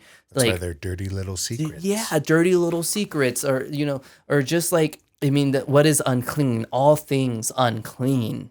You're not gonna be where the light is, where all of what is shining can be seen. No, you're gonna go into the deep dark, as dark and low as you can go. And from like my understanding, I'm not trying to like make anybody try to believe what I believe, but through all of my like readings and teachings, sin is built from hell, or the underworld is built from the sins of everyone, of all of our sins, the sins of the gods, the sins of the demigods, the sins of Lucifer himself. So let's go back to Lilith. You remember when we were talking about Adam and Lilith? Lilith piecing out is why we have a gender pay gap, right? And the lack of women's rights. Some would argue that Lilith is the first feminist, the proto-feminist. Sounds like it. She's a feminist icon, and ultimately, depending on where you're reading your sources, when she's banished from the Garden of Eden, she lays with, I want to say it's Gabriel, the Archangel Gabriel. And she sleeps with Gabriel, and Gabriel is sent by God to destroy Lilith. Like he's on a fucking mission. I'm gonna destroy this creature. Like, man upstairs paying me the big bucks to make sure the job gets done right. Why did she have a mark out on her? Because she dipped and left Adam? Mm-hmm. Mm-hmm. And so not only was she banished from the Garden of Eden, but she was supposed to be destroyed. And so I don't know exactly what was going on, back then. But after she was kicked out, after she left, God was like, all right, I'm not going to do this dirty business in my paradise place. I'm going to make sure this angel hitman goes and takes her out on the DL over here. They end up falling in love and fucking. And what Lilith did was she ended up breeding hundreds of children, hundreds of demons, hundreds of jinn that ultimately flooded like the world, the earth. Through just one go at it? Like a spider sack opening and they just... I like to think like, they were having a marathon session, God is on the way and they had to get in as many times as they could before he had to get back to boss. No, not necessarily sure how conception works when you're talking about angels and archangels, because they're not supposed to have genitalia, or they're supposed to have both genitalia. They're hermaphroditic. Yeah. They're supposed to be hermaphrodites, being one with each. Another one of those illusions of separation where it is two things that were ultimately one thing. And so with that, Lilith breeds all of the creatures, all of the jinn into the world. Also, she's also known as the mother of monsters. Okay. Was one of her names. Now, there's another story in the Bible where Adam and Eve are being confronted by God after they, I want to say it was after they've eaten from the tree of knowledge. It was after that, after they were already banished from Eden. And it was before, it was right. Shit, I mean, I don't know specifically the dates of when these people were born. It was a Thursday. It was a Thursday, and Cain and Abel were born. And we all know Cain and Abel, right? The first murder in history was Cain murdering his brother Abel. Well, what if I was to tell you that there wasn't just Cain and Abel? There was hundreds of children that Adam and Eve had, but she didn't want to show God because she was afraid of what God would say about her children. This is Eve now? Eve and Adam, yeah. And so she hides her children. I guess they were like dirty, playing in the mud, popping off in like the garden, whatever the fuck. And so she basically hides her children from God, and God's all like, yo, why the fuck are you hiding your kids? Like, I'm all knowing, all seeing. You didn't think that I wasn't gonna just know that you had children that aren't present? And so he basically says, bet. Since these children are unseen to me, they're forever going to be unseen to humanity. And so all of the children that were from Adam and Eve, that weren't like Cain and Abel, or, Father Abraham, and goes all the way down to Moses, you can kind of like track like when the world reset every time, and how we are not like ultimately derived from Adam and Eve, but basically from like Moses and like the other children that they had on the ark. Whole nother podcast, whole nother story. But when you think about the fact that there are these invisible people, these hidden folk, the Hilda folk, and in Icelandic cultures, they like to call them the hidden people. You got your gnomes, your elves, your goblins, your trolls.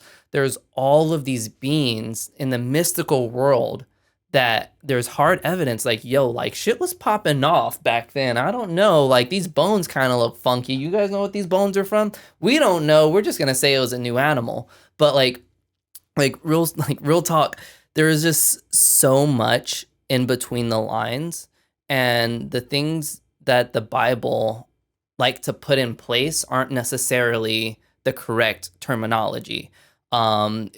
It assumes a lot of what Jesus or what God has said in the Christian Bible. And I've had to turn to the Apocrypha to get a better understanding of like, yo, okay, so this isn't what this means when Jesus or when God says this in the Bible. That's taken and then misconstrued to kind of follow more of this idea that Christianity's already like something. Sorry, I had to break for a second. It's a lot. It's so much. And so I'm trying to remember when this happened. I think it was after I had my conversation with Michael. He sent me a lecture from a theologist, God person, does lectures about the stuff, is a scholar in the matter. This lecture, I'll send it to you if I can find it. I'm sure I can find it. It was very interesting because of just, I'm having these conversations. By no means do I not enjoy them, but the internal dialogue that I'm having of like, you don't know fucking shit. You don't know, you have no idea. And it's like, I don't. That's why I'm here. I'm here to learn it. Are you big on philosophy at all? I'd say so. Like I said, I was president of the philosophy club in high school. So there's the whole know thyself, and to know anything is to know that you know nothing, basically. And I don't know if it was like Diogenes or if it's Plato or Socrates. There's everyone's names are like all in a puddle now in my brain. Yeah. But I mean, all those words speak to truth. Like only after we understand that we don't know anything are we able to see the world with new eyes and say, okay, like ego aside, like this shit is something that I've never experienced. So let me come to it open and not have any preconceived notions or judgments. Because, excuse me, what is it? The assume you make an ass out of you and me when you assume. Yep. Dude, I mean, there's phrases and like there's so many quotes that like bop around my head all day, every day. And it's just little reminders of just, there's so many great teachings that are out there, and they're just waiting for other people to discover. And they're just like, hey, just use this. I wrote this down. Why don't you don't want to? I wrote a whole 5-part plan on how to be a great human being, and I've cracked you're over the here code at the fucking strip club. Are you kidding? Yeah. Yep. No, but I mean, to each his own. Sex work is work. Exactly. But needless to say, it is just like the whole idea of separation and knowing that you're not separated. Right. We are just one. So 2 things. Where do I want to start here? So I'll say this. I wouldn't say that it's a goal for this podcast, but it would be super neat that someone is at this point right now and just heard you after everything that you've shared goes, send me that video about this theologist preaching about the Bible. Because then it's like the discourse can be had. Yeah. And it's like patience is a virtue, but discourse can be had. Are you familiar with the Socratic method? Yeah. It's fucking do it. I know I've heard it before. I just can't remember what it is. So play devil's advocate, basically. Yeah. Socrates was infamous for doing this. He pissed off so many people because he was flexible with his beliefs. He would say one thing and the next day he would rally for the complete opposite of what he said yesterday. And he's like, what the fuck, dude? You just told me you love popsicles. Now you're over here as a soft serve man? No. And so it's important to see things from other perspectives and to understand that it is not just your one viewpoint that makes the story. Like just getting the ego out there and trying to like know where you like, God, what am I trying to say? It's just understanding that you are, and I feel like I'm just repeating myself. We're all like, you are, yeah, God. Well, but it's important points to make. There's a reason why they're being repeated. You're not just like using this as a pedestal to get your message across, no. To get your recruits, to get your quota. Like, super quick side question, because I asked Michael this and I just remembered this. Do you think in Satanism and alchemy that it's kind of like a multi-level marketing pyramid scheme where there's incentives to get people to even consider that way of thinking. Actually, hard no. Only because like the Christian church, the Catholic church set the best example as a multi-level marketing scheme, and everything that I've discovered takes away from that. It's the complete opposite of that. You don't even have to buy into it. Like the internet's there. You don't have to buy anything. You can go on YouTube and listen to videos. And I just like to implore people, if you're going to listen to one side of the argument, listen to the other. If you're hardcore Republican, go and listen to what some Democrats are saying. If you're hardcore Democrat, just take a peek and see what some of the Republicans are saying. And then not only that, see what the people that are individual, like non they don't have a camp that they play for or a team that they're a part of. I forget what the term is. They're free agents. Free agents. Yeah. I'm sorry, I'm like getting like really warm now. It's understanding more that you know nothing, that you are ultimately here on this earth to learn, to touch as many people as you possibly can, and to die. There's a quote that I like to remember, and it is, only when you base your expectations on what you see do you blind yourself to the possibilities of a new reality. Yeah. I'm going to say that again. I'm going to say that one more time. When you base your expectations only on what you see, you blind yourself to the possibilities of a new reality. And that's take any fans of Legend of Korra or the Avatar, The Last Airbender, and that's where that's from, given all the quotes to those guys. Amazing writers, amazing artists that worked with that show. But it speaks truth. You've already stolen. Wait, is it actually it's a Dante or Deontá's Inferno? It's Dante, actually. Dante. Yeah, okay. it's so close to my name. Okay. Deontá's Inferno. I need to coin that before it gets taken. People will be like, "Who the fuck is this guy?" Like, you shouldn't have brought this book. You should be like, "I have all the answers in my head. Yes. You just need to give me money." No. But yeah, I mean that phrase broken down. Well, I don't want to like get into this space, but I'm going to have to touch on it just briefly because everything's interconnected. Psychedelics, LSD, acid, mushrooms. Suggesting that it can remap your brain. These things were used throughout history as a form of assistance to help us get to those spiritual places, to help us be more in tune with nature, to be more in tune with ourselves. And I mean, nowadays, like everything's like lost to media and like misconception. But if we go back to like what even hashish and the hashashins were back in the Middle East and what they actually used cannabis for, and that's anybody that's interested in learning about the hashashins or where we get the word assassin from is like that etymology comes from the Middle East, from the hashashin, and it comes from the old man on the mountain. And the old man on the mountain is an ancient tale that spoke of the ancient master. Think Kill Bill, the master from Kill Bill. Yeah. The ancient master that chained assassins. And the only way that he could rewire their minds was for them to smoke the sacred herb.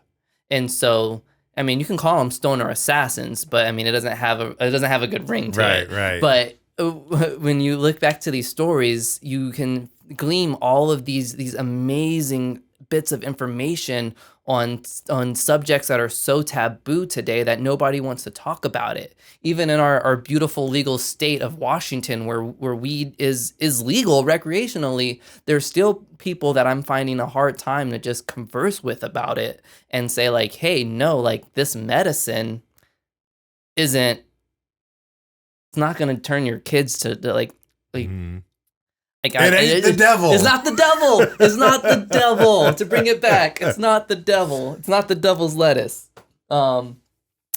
Yeah, it's just crazy, man. There's so much rich history that's been forgotten, and it really upsets me. Just like being a part of the church, being active in church, and hear no one speak about this stuff, because it builds a better picture of the story of Jesus Christ. It builds a better picture for Christianity and like humanity as a whole. I don't understand why people want to omit stuff from the Bible. We can get into the Council of Nicaea. We can get into Constantine, not Keanu Reeves Constantine, but the Arch-Emperor Constantine that held the Council of Nicaea, that dictated what would and what would not go into the Bible. These are important dates that people need to remember and know, like, hey, this is when the Bible was changed. This is when man stuck his grimy little fingers into the word of God and adulterated it.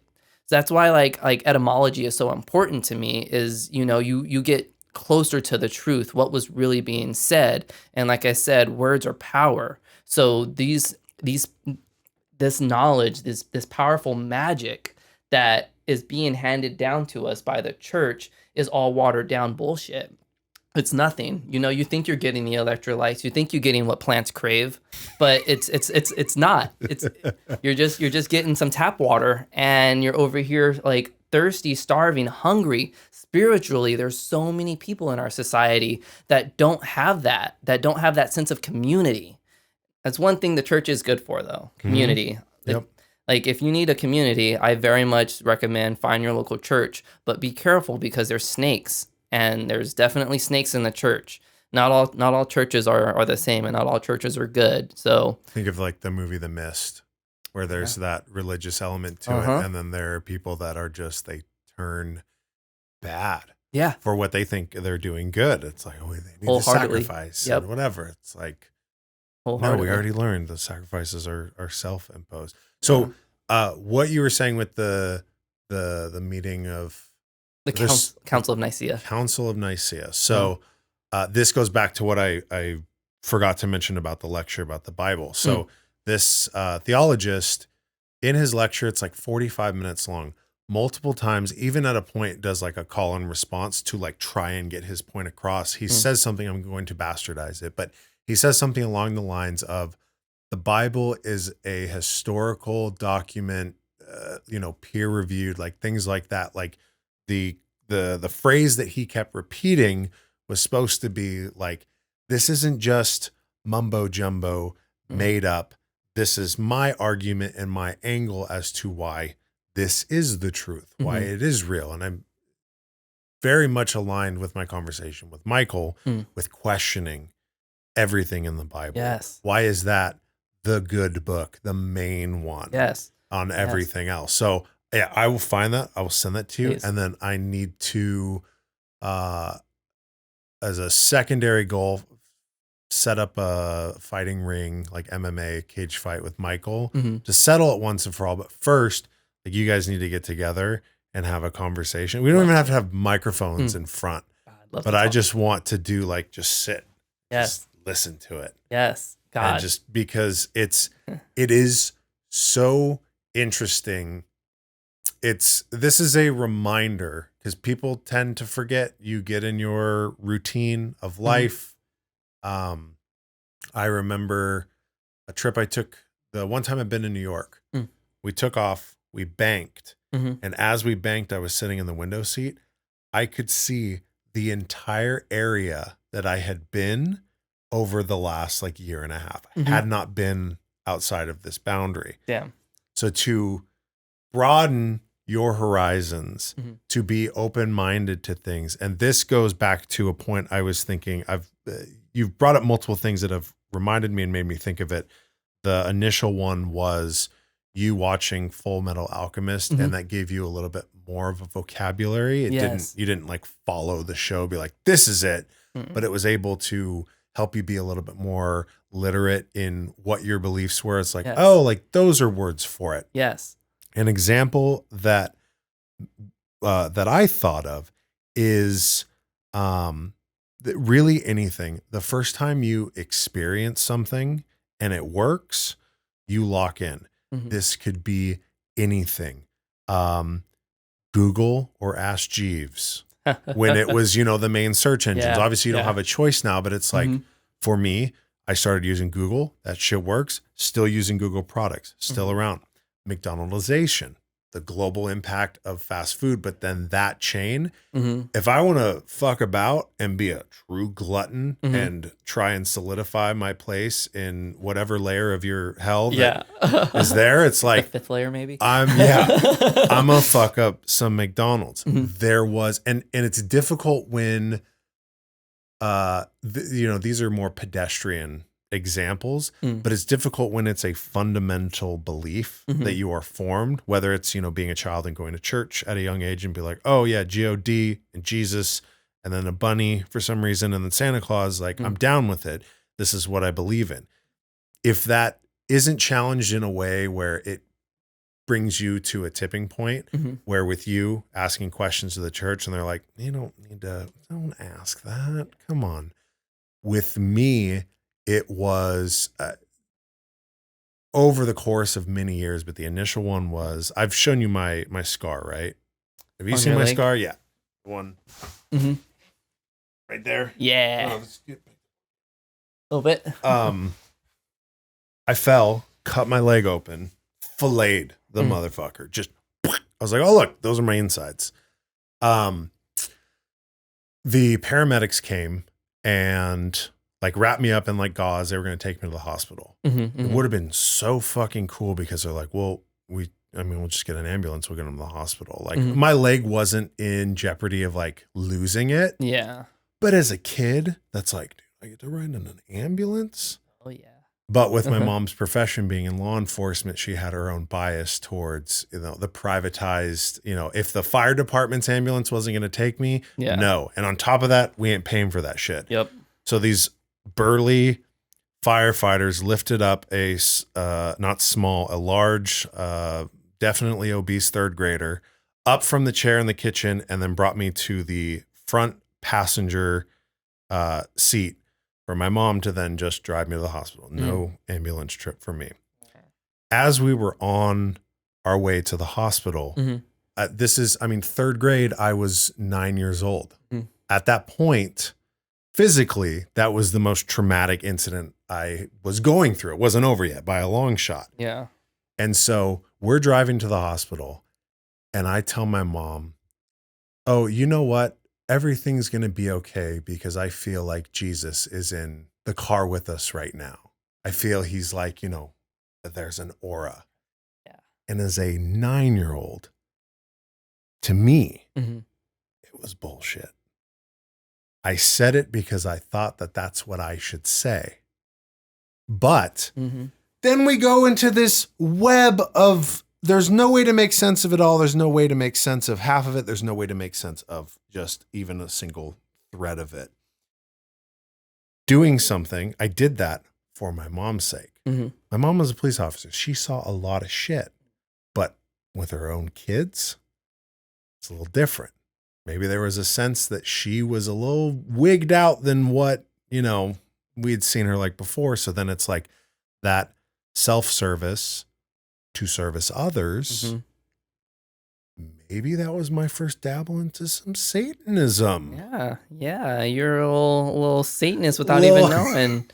I mean, I was a tyrant, so holy shit.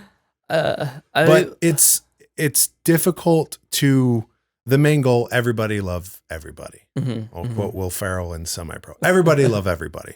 Easy to say, a lot more difficult to do. Oh yeah. When you challenge those core beliefs, and then when you're taught that with reinforcement, that if your core beliefs are challenged, that is some sort of maniacal force that is looking to, evil, Mhm. the definition of it, working in the world, the devil, whatever you want to quantify it as, Mhm. is a threat.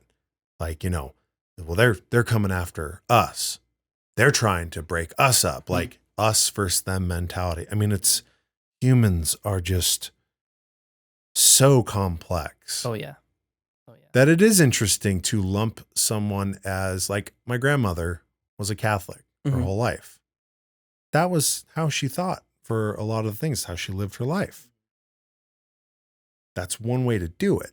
But then, like, she was like, you should go to mass with me. I was like, I don't want to go. And then I got in trouble. I got a fight with my brother, and she's like, you're going to Easter mass with me. I was like, why are they sprinkling water on me? Yeah. Why do I have to get on my knees? It doesn't make any sense to me. Yeah.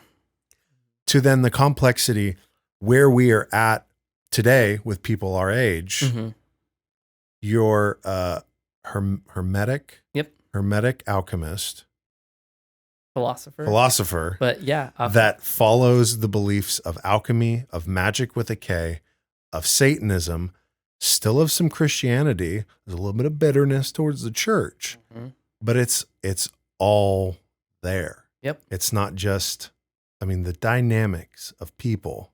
Yeah. It's not one dimensional. No, not at all. So it's, I don't know. I might end it here as far as like topics. Like, I'm not going to find a Buddhist and be like, hey, tell me who is Buddha, and let's go into that. Not to like misrepresent or like not bring forward the opportunity to have that conversation, because I'm still curious. I know nothing about Buddhism, or like a Muslim, like Allah.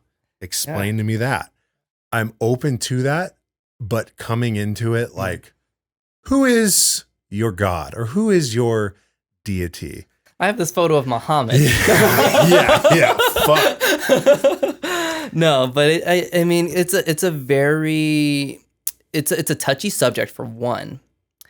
And once you find someone to engage with you, you really find out how deep of a subject it is, especially when you find, one, people that are interested, and two, that are knowledgeable.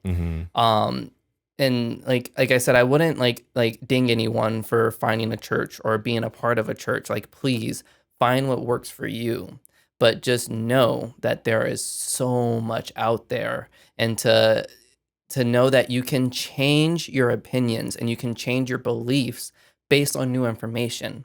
It's a shame to just stop growing.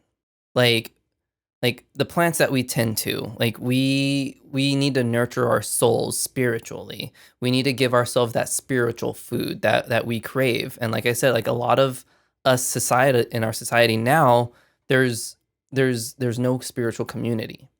And I'm finding more of my people the more I look into paganism and more into what are the alternative religions that are still sprinkled around, that you can find little shimmers of here and there. The algorithm. The almighty algorithm. The almighty algorithm. Yeah. That shit's new. Dude. Very new. It's crazy. It's crazy, but when you really think about it, it's not new at all. It's just another vessel for spirit to speak through. Yeah, that's a very good point.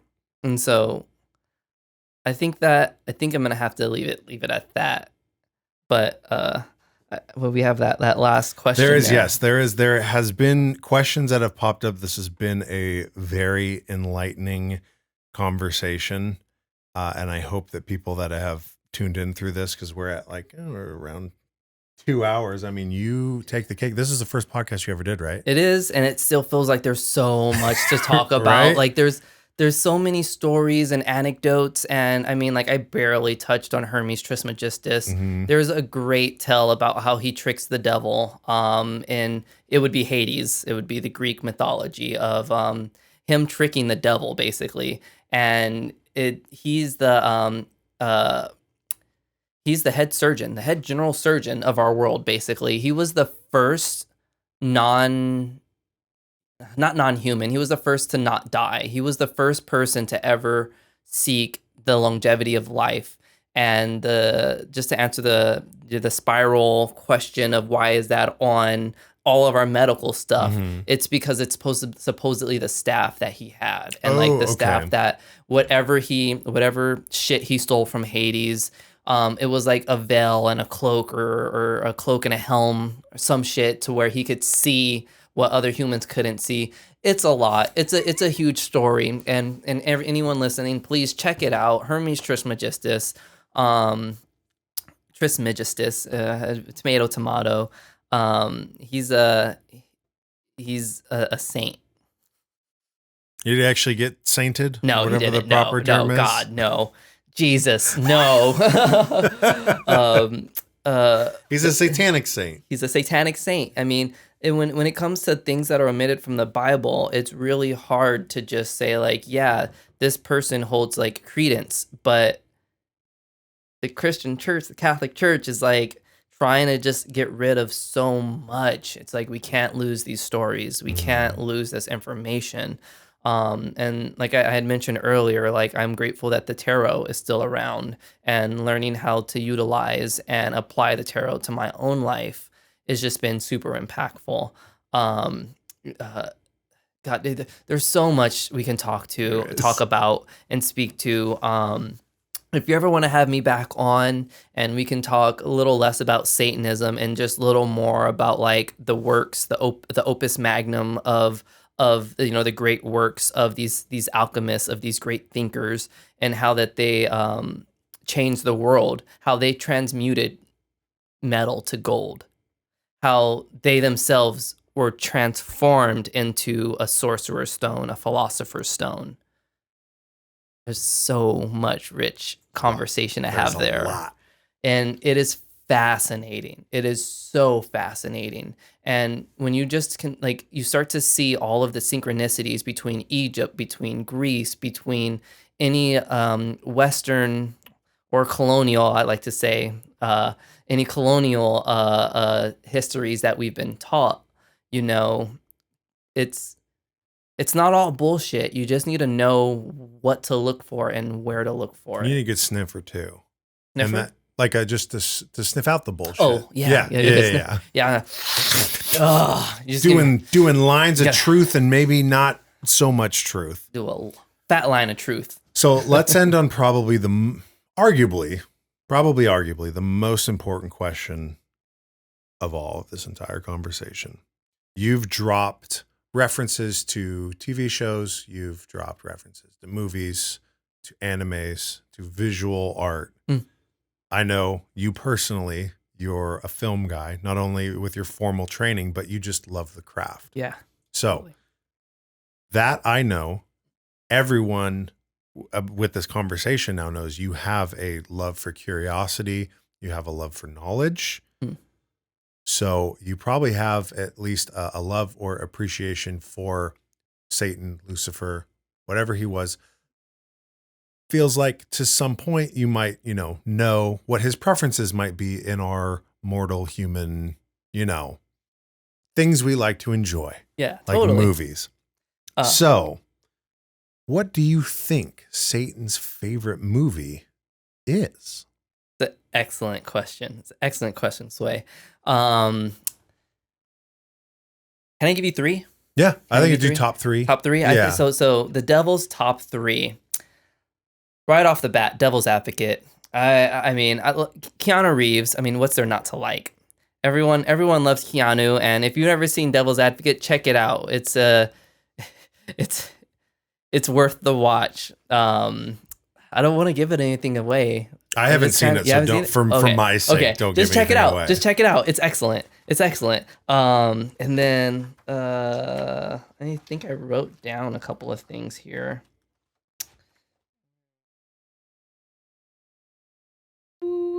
Okay.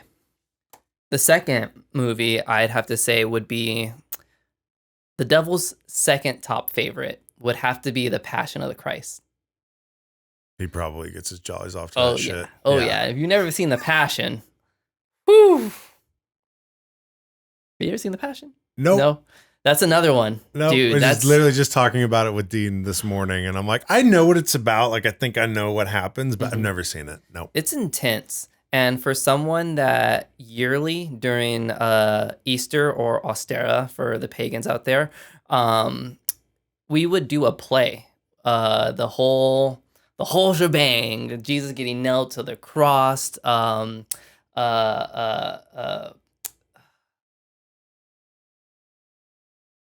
crucifixion Judas. and Judas the betrayer. Judas the betrayer, saying his spiel. I mean, like it almost comes back to me.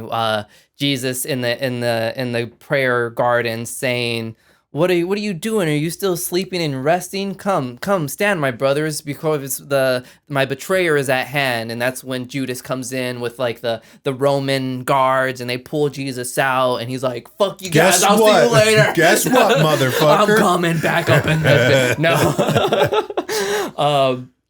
It's the story of Jesus is an amazing story, and there's so much rich information to be taken from that. Just know that there's so much more out there. That's it. Okay, third movie on the devil's top list, easily going back to my man Keanu, The Matrix. Easy. The reason why the devil likes The Matrix is because it is the exact story of creation. It's the exact story of the fall of the angels, and it's the exact story of hell on earth. Now, if you can't glean those points from that movie, I implore you to sit down and rewatch it. Morpheus, the main character, based off of the Greek god of dreams. Morpheus, dream.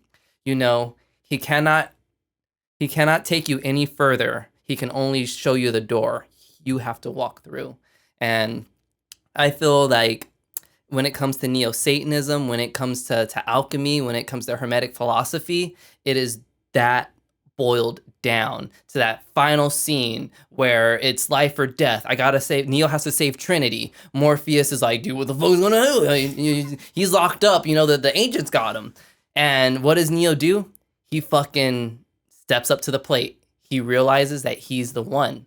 It's been in him this whole time. He sees himself as the as the philosopher's stone. He realizes that he is the alchemist that they believe that he is. He can fly. He can fucking fly.